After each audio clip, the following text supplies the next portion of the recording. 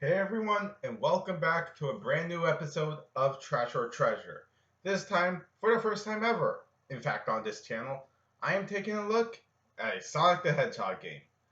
This is probably going to end up being the biggest mistake of my life, but fuck it, I'm the same person who says that Melee isn't the best Smash game, and I still stand by that opinion. For this, I'm taking a look at Sonic Chronicles, The Dark Brotherhood. This game is an RPG game developed by BioWare and published by Sega and was released in Australia, PAL regions, and North America throughout September of 2008 and in Japan on August 6, 2009 for the Nintendo DS.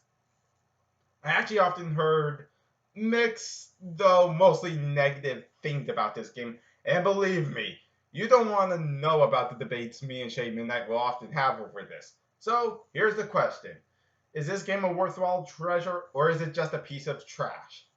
Let's find out and jump into Sonic Chronicles The Dark Brotherhood. As always, I'll be giving an abridged version of this game's overall story.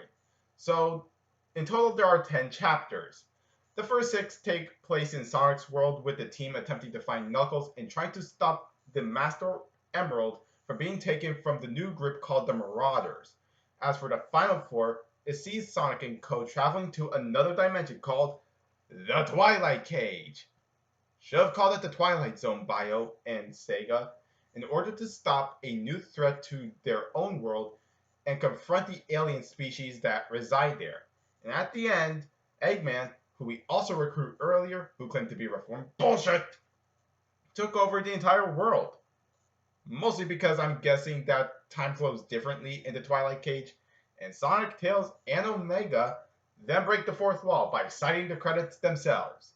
Now, I know I left out, I want to say, pretty much everything. And to be honest, much like what I said in my Final Fantasy VII video, I would have to go into excruciating detail in order to try and explain the story that would at least make a lick of sense, but Sonic Chronicles' story is just way too confusing to abridge. If you want a full detailed analysis on the story, then I recommend just reading the Wikipedia article or just go to the Sonic Fandom Wiki on this game. Anyways, with the horrible story out of the way, let's move on to this game's gameplay. So the gameplay of Sonic Chronicles is actually divided into two main types: exploration and combat.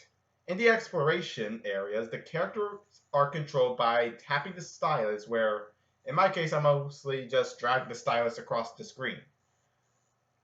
While actions are often used with the action buttons, pretty much, such as loop-the-loops. Navigation also requires certain characters to be led to progress and continue. And of course, we also have special abilities like Knuckles climbing and Tails and Rouge's flight, and for some reason, Bacon can traverse Poison Mist. We also have puzzles. I'm not going to get into those because, trust me, I'm not one to really dig puzzles in an RPG game. To me, they're just way too confusing and just grind the game to an overall halt. Combat gameplay occurs when enemies are walked into, much like, let's say, the Mario and Luigi RPG games, though it shifts to the view of a close-up for turn-based battles to occur. Of course, standard attacks are available, while special attacks, which are stupidly named POW moves, can be performed rather rhythmically. So if you're good at rhythm games like Elite Beat Agents, then you probably won't have any trouble with this. These will use up POW points in a manner similar to magic points in other RPGs. Example for individual ones would be the Axe Kick for Sonic and the Whirlwind. While there are some group-based attack like the Blue Bomber, which requires both Sonic and Tails. After combat is complete, loot is of course available, ranging from healing items to character equipment, equipable in one of 3 slots per character, while experience points boost up 2 of the 4 main attributes per character, those being speed, attack, defense, and luck. Characters can also collect and equip Chow, each with their own ability to enhance a team member's status. These Chows are collectible and can be stored in the Chow Garden, and by using the DS's wireless connectivity, players can actually swap the Chow they have collected. I actually call that very unique, so thumbs up for that.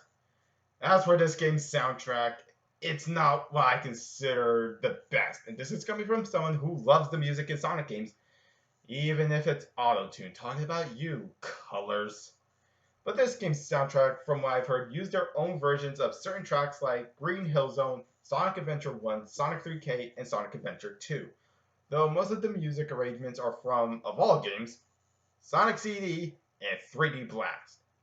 So, here's some extra information about the game that I found while making this script.